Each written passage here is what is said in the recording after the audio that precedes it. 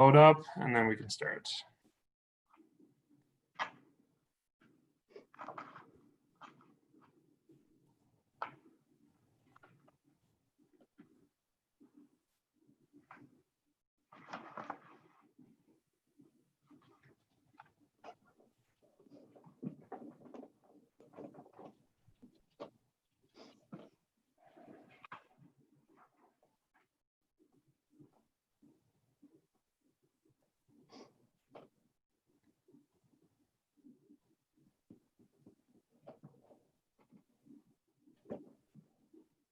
Okay.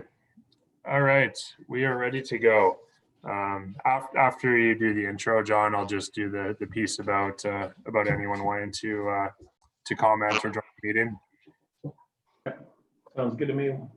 Okay, well, welcome everybody to the Committee of Adjustments for the Municipality of East Ferris. It is 6:32, July 15th. So in front of us is the adoption of the agenda.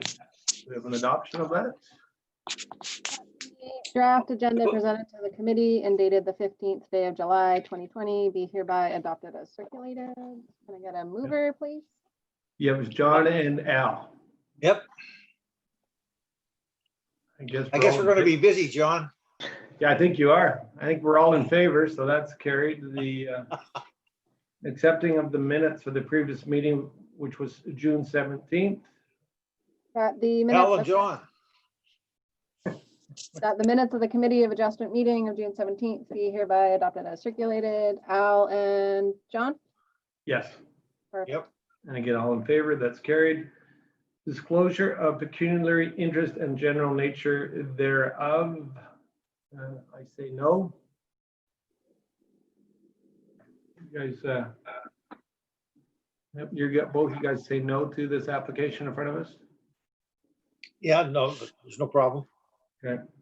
And we have no ratepayers delegations for this evening and no business arising from the last meeting. So we're going to move right into file A 2020-03, A 2020-04, Heather Leckie. Greg, do you need me to say what I have, that letter? There's no one in front of us, is there? No, there's no one in front of us. Let me just check to see. Yeah, there's nobody watching on YouTube either. The only person watching is me because I have it open streaming, so it says one viewer. Yeah. So yeah, no, we can just do a very abbreviated version of the outline.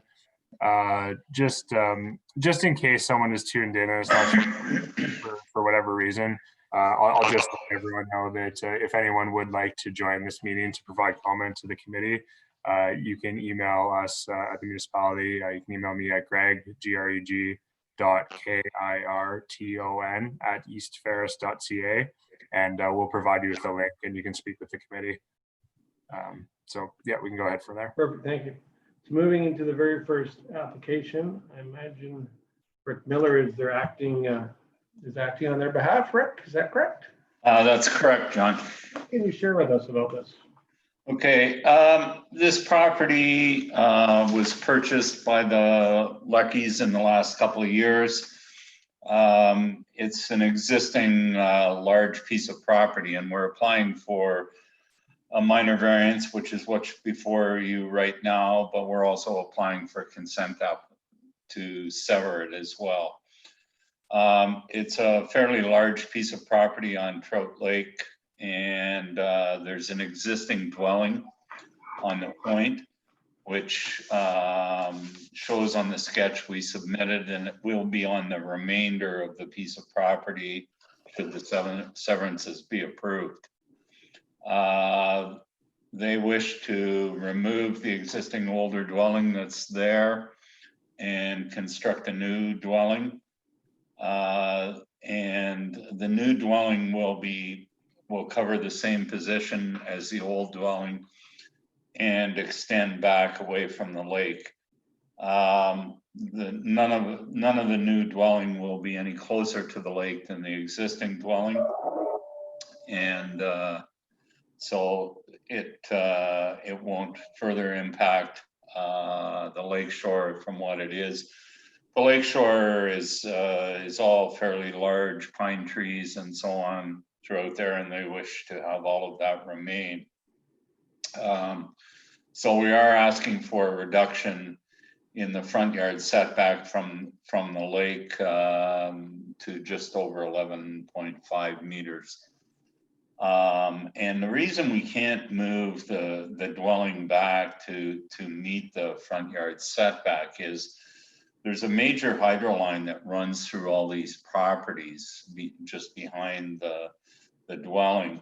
And this is a primary line that feeds all of Miramichi Road, as well as all of Maple Lane and several other areas along the shoreline. And to move back behind it, the site would not be suitable. You'd have to move a long distance back from the shore, and the site would be not suitable for construction. As well, moving that any portion of the hydro line in there, we've looked at that, and you're into you know, $100,000 plus. So I mean, it's not practical. So that is the reason for the minor variance. The septic system, of course, will be constructed to comply with the zoning bylaw, and all the other setbacks of the new dwelling and lot coverage and so on will be greater than the minimums required in the zoning bylaw. So, and the Leckies are purchasing. The Leckies actually own the property immediately east of this, which is their present dwelling. The reason they're doing this, they're going to build this is going to be their retirement home that they're building there. Their present large dwelling, their son's going to take it over. And so that's their motivation behind this. So those are my comments. Be happy to answer any questions. So, Rick, it's not going any closer to the lake, and it can't go any further back. So they're not asking to make this a bigger house than the current one? Well, it is bigger. It extends back. I don't know if you have the sketch we submitted in front of you that shows the new dwelling overlaid over the existing dwelling, but it you know, the new dwelling will go back further on the lot behind the new dwelling is larger, and it also can there's a garage, an attached garage on it that sort of goes out at a 45-degree angle. But none of the new dwelling is closer to the lake than the existing. Gotcha. I do have that sketch. I did not see that earlier, but I don't see the hydro line. Yeah, it's shown on there. It's behind. It shows aerial service lines, shows anchors coming off it. It's just behind. There's an existing frame outhouse there, and it's just behind that. I don't see that. Do you guys see that, John and Al? No, I don't see it. No, I don't have that drawing up. No, Okay, that was the drawing that was submitted with the minor variance application. that could be missing, Greg. I can hold it up here and you can have a look at it. Okay, yeah, that's I can not- share it. I Yeah. think what may have happened was I think the sketch from the consent application was included as the diagram for the minor variance application. Okay. Yeah. This was one for the minor variance. I don't know if you can see that, but.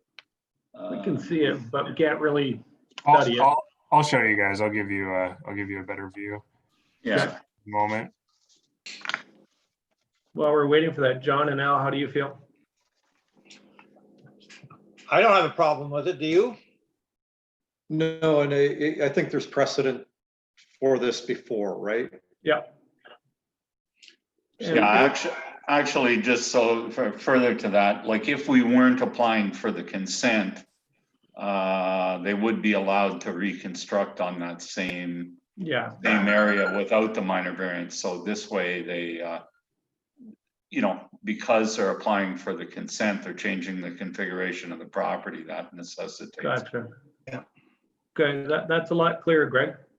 Yeah. Yeah, and like you said, it's not getting any worse than it currently is. No. Okay. Yeah, so Rick is exactly right in saying that if the consent applications weren't being applied for, this would not even be before you. They would just be applying for a building permit and building this house. Yeah, Yeah, we have the clause in the zoning bylaw that says an existing deficiency, like for setback or anything, can remain and a dwelling to be expanded or rebuilt, provided that it doesn't make the deficiency worse. So this would apply, or that would apply in this case if they weren't doing the consent. So, you know, for all intents and purposes, it's a very similar situation to what would be allowed as of right. okay. Okay. Well, I know Al and John have no problem. I have no problem. I think we're all good. Okay. So we need, I guess we need a resolution then, Carrie, or? I have the decision that I can read out. Yeah, right. So purpose, the owners are applying to permit a variance to zoning bylaw 1284. The applicants are seeking a minor variance to permit the reconstruction of a dwelling on the subject lands. The owners are requesting a decrease in the allowed setback from Trout Lake from the permitted 20 meters to the proposed 11.53 meters. We, the undersigned, in making the decision upon this application, have considered whether or not the variance requested was minor and desirable for the appropriate development and use of the land, and that the general intent and purpose of the zoning bylaw and official plan will be maintained. Concur in the following decision and reasons for decision on the 15th day of July 2020. Decision that the requested variance to permit the decrease in setback from Trout Lake or the subject land to be approved. Reasons for decision, the general purpose and intent of the official plan is being maintained. The general purpose and intent of the zoning bylaw is being maintained. The development is desirable and appropriate for the land and consistent with the neighborhood, and the variance is minor in nature. Perfect. You need someone to move that? No, like No, you'll all Okay. have to sign it at some point, but Okay. Done. How are we signing stuff like that, Greg? We'll catch up with it when we get back to an in-person meeting. Okay. Okay. That's good. So that is that, I take it. And that is that. I do have an item for correspondence for the next one on the agenda, though. Okay. So are we ready to move on to that? Yeah, does this have to go in front of council at all? No? No. No, so we're good. Okay. Yeah, no, the committee of adjustment items are just final decision right here. Okay, perfect. Love it. Yeah, so correspondence items. So last night at council. I'll close the meeting. I'll adjourn the meeting first. Thank you. Or Well, is it still? yeah, we shouldn't adjourn it yet because this is an item that I want to bring to the committee Oh, as an item under like section 7. Okay. Yeah, so we can just wait. So at council last night, we brought a report talking about delegation of authority for different planning applications. As you know, committee of adjustment deals with minor variances. You guys make the decision, it's final. And then planning committee, you make recommendations to council and they decide.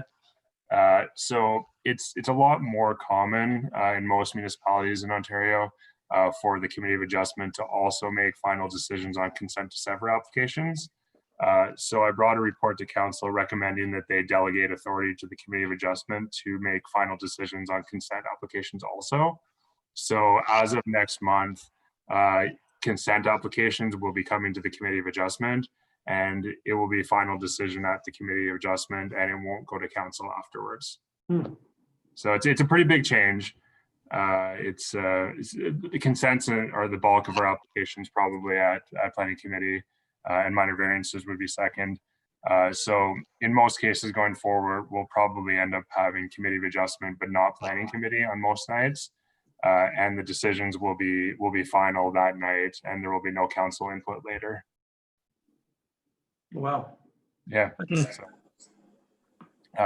if you have any questions, I can answer any questions about why we did this or what it means or anything. So the buck stops with us. The buck stops with you guys.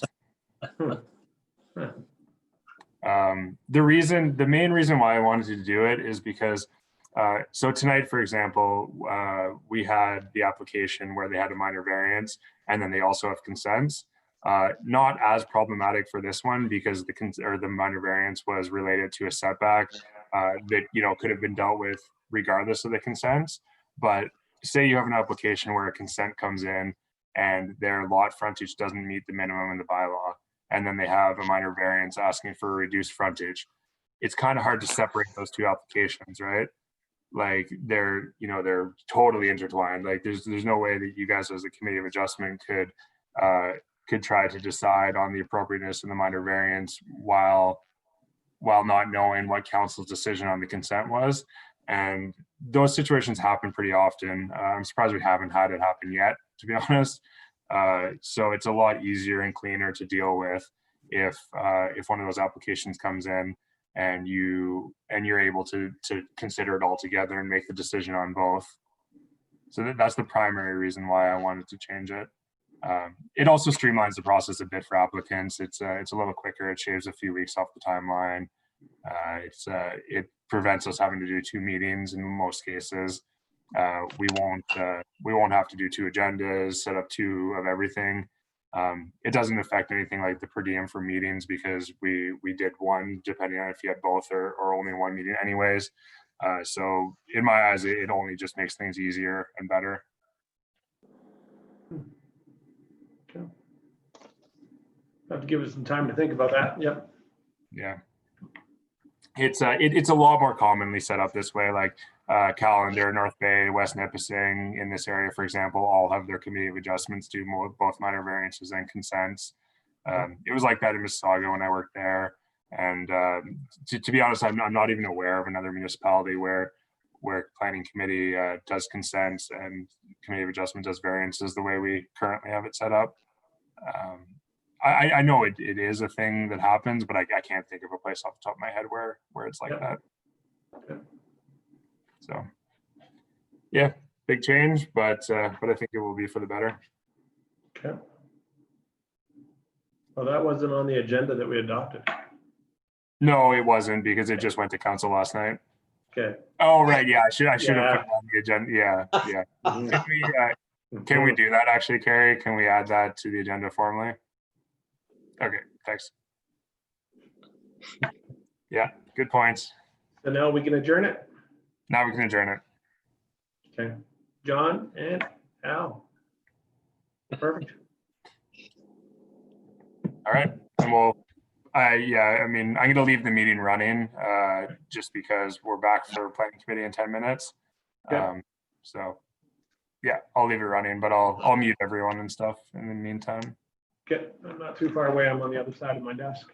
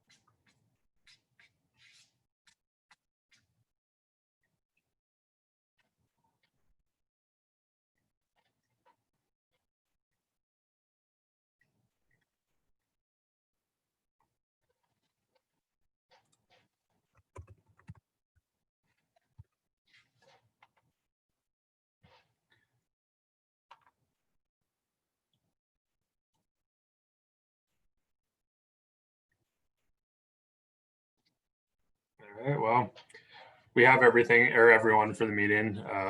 Yeah, Frank is gone again, and Mike is unable to make it as well. So we've got everyone who will be here. Do we have quorum, Greg? Yes. Bill's gone. Yep, Yep. 4 of 7, barely. barely. Okay. Well, it's 7 o'clock. Let's move on. Okay, welcome everybody to the Municipality of East Ferris Planning Advisory Committee for Wednesday, July 15th, 2020. In front of us, we have the agenda. If I can have someone to adopt the agenda. Al and Atai.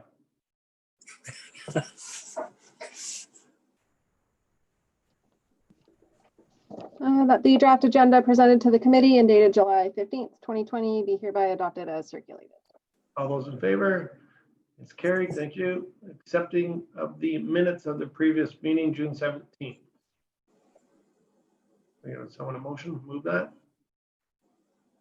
Yeah, there. That the minutes of the Planning Advisory Committee held June 17th, 2020 be adopted as circulated. All those in favor? Thank you. And then we have no ratepayers delegations. So we're going to move right into the public hearings. And again, Greg, do we have an abbreviated introduction for this? Yep. I'll just say we have one person watching on YouTube, it looks like. So if anyone would like to speak to any of the applications at tonight's meeting, please email me at greg.kirton@eastferris.ca, and we'll give you a link to the Zoom meeting, and you'll be able to come in and ask questions of the applicant and committee. And yes, with that, we are good to go. And yeah, just a brief intro, same way we've been doing it is fine. Okay, thank you. So we're going to review application B 2020-02, James and Janet Splint, 79 Hillcrest Road. And then we're going to do B 2020-03 and B 2020-04, Heather Leckley, 228 Maple Lane. And I believe the applicant or the agent is in attendance for both.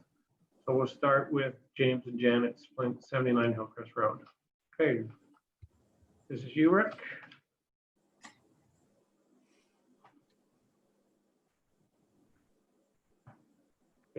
Are you, Rick? We can't hear you. I'm trying to get, oh, there we go. Thank you. Okay. Thank you, Mr. Chair. The application before you tonight is on Hillcrest Road in Asperville. It's an existing 20-hectare property. There's one dwelling and one garage on the property at the easterly side of the property. They wish to sever off a 1-hectare portion on the west side of the property. The severance would have 60 meters of frontage on the publicly maintained road and is just over 1 hectare in size. There's good sufficient building sites on that property, and they wish to do this to transfer it to a family member. The property will comply with all the zoning requirements and so on. So that's those are my comments. I'd be happy to answer any questions. Do you guys have any questions? No, No. I don't. My only question was on in our package, the previous page said property location, and doesn't jive to that picture. What am I missing? Is that just, what am I missing on that? Do you know what I'm showing, Greg? Yeah, I think what you might be missing is see near the back of the property or the top of the image I'm sharing. If you can see my cursor, see where it says not to scale here. Yes. It's because the property is actually much longer than this. Yes. So that might be the difference. Okay, fair enough. Thank you. Yeah, because the property's 3,300 feet deep. So to show it to a scale where you can show the buildings and the frontage and so on properly, it'd be a great big plan and doesn't fit in the packages. Yeah, It's 167 meters from the front to this corner here and over 1,000 meters to here. okay. Now I see that. I apologize. I didn't see it. No, no problem. I think it's pretty cut and dry. Erica, do you have any concerns?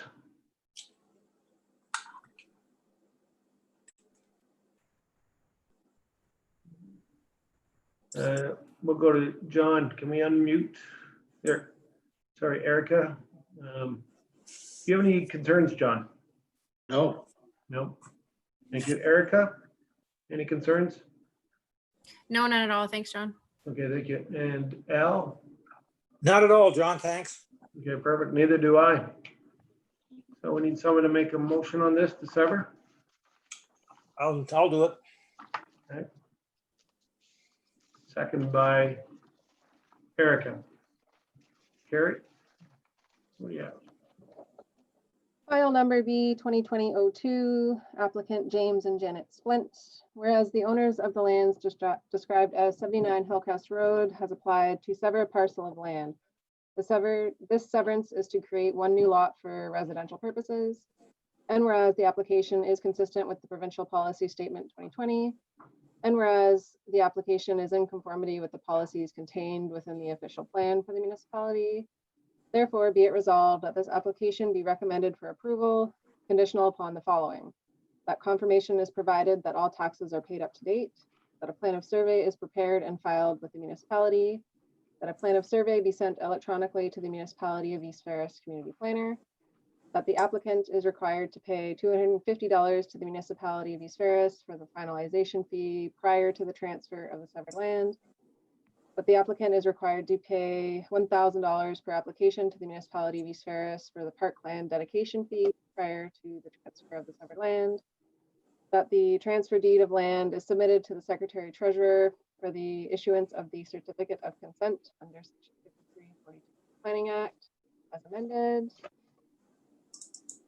that prior to the endorsement of the transfers, the owner grants simply unto the municipality of East Ferris, free of any charges, all lands measured 10 meters from the center line of any existing publicly maintained road along the full length of the owner's total holdings being the subject of this consent, and that all conditions must be filled within 1 year from the date the notice of decision has been given. Otherwise, this provisional consent will lapse and the application for consent shall be deemed to be refused as per Section 5341 of the Planning Act as amended.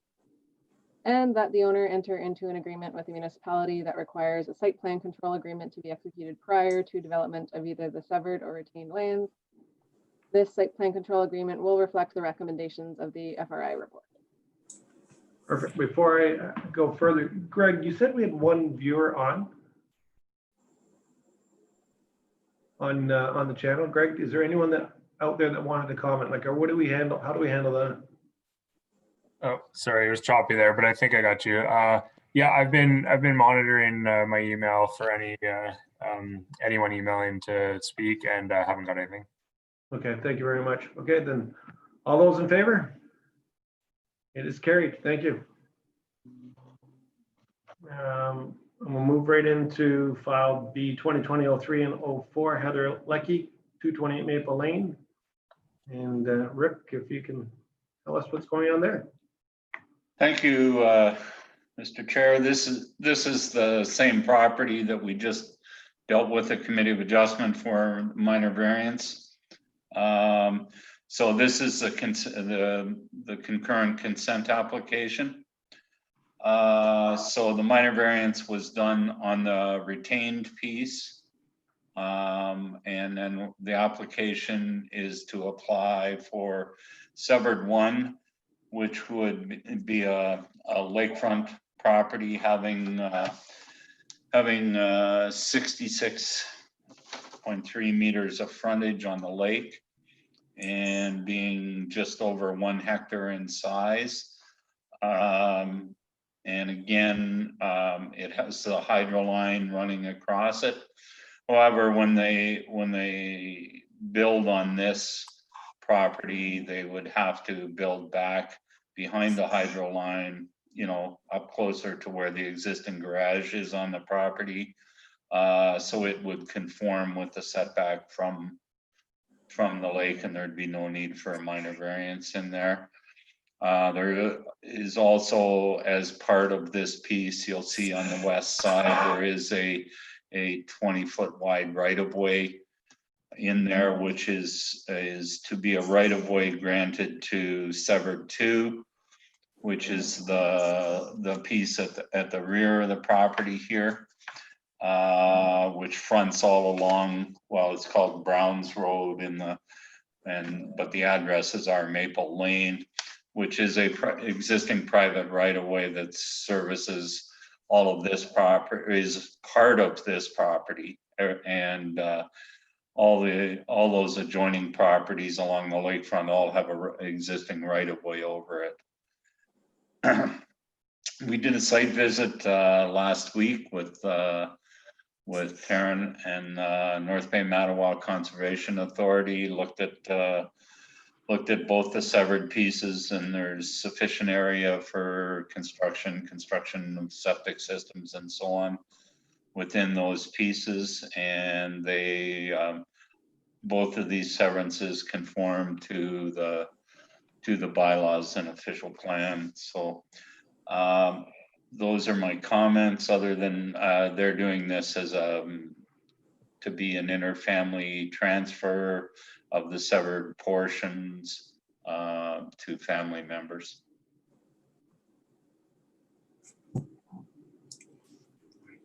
So they're severing 2 lots, Correct. and they currently own one other one, which has nothing to do with this application. Which has nothing to do. They own the lot immediately to the east of the retained piece, Okay, which is their present residence. okay, Yeah, right in there.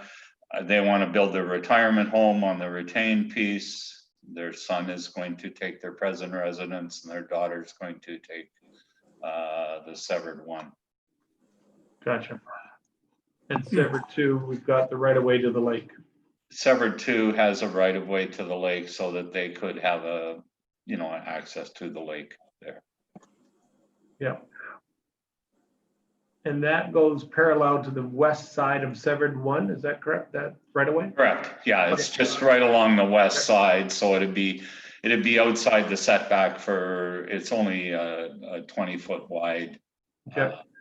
portion. It's just for a walking path to get to the lake. Okay. Okay. All right. Any questions, committee members? We'll start at the top. Alan, Nope, I'm okay. Carrie? I'm sorry. It's just you're on the top too. Erica, No, I have nothing to add. No questions. John? No, it's good. No. Before this evening's through, I hope we can hear from Taryn somehow. I'm still here. Right, thanks, Taryn. Any comments received, Greg? Nothing. Well, nothing. No objection comments. We received comments from the North Bay Mattawa Conservation Authority stating no objection. As Rick mentioned, they came out for a site visit. We received comments from the MTO, which was somewhat strange because we don't normally get comments from them, and this is nowhere near the highway, but they had no objection either. And other than that, we heard from no residents of the area and had no other comments. Perfect. Anyone online indicating anyone, Greg? Haven't got anything, no. Okay, thank you. All right, do we have a motion on this one, guys? John, what would you like to go forward? And Al? Yep. Yep, okay.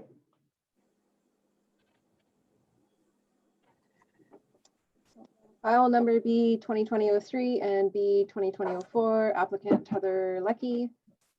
Whereas the owners of the lands described as 228 Maple Lane has applied to sever a parcel of land. The severance is to create 2 new lots for residential purposes along with an established right of way.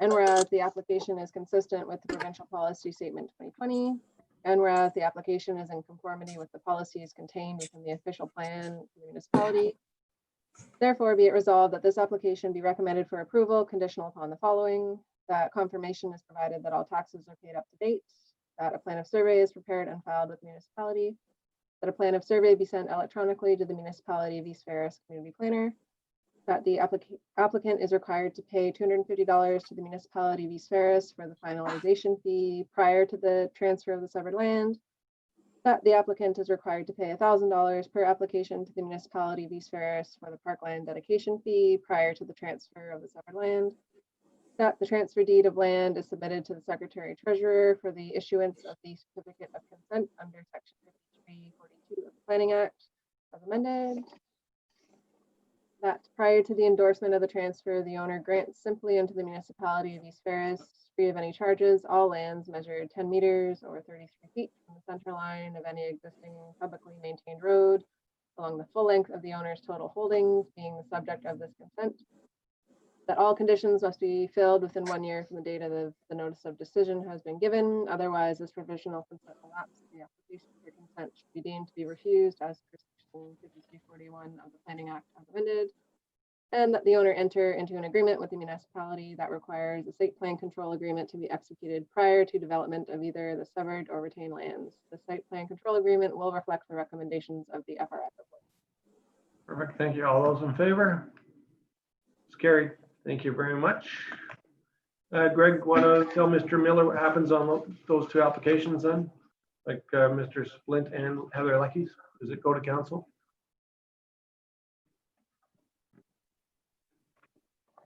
Greg?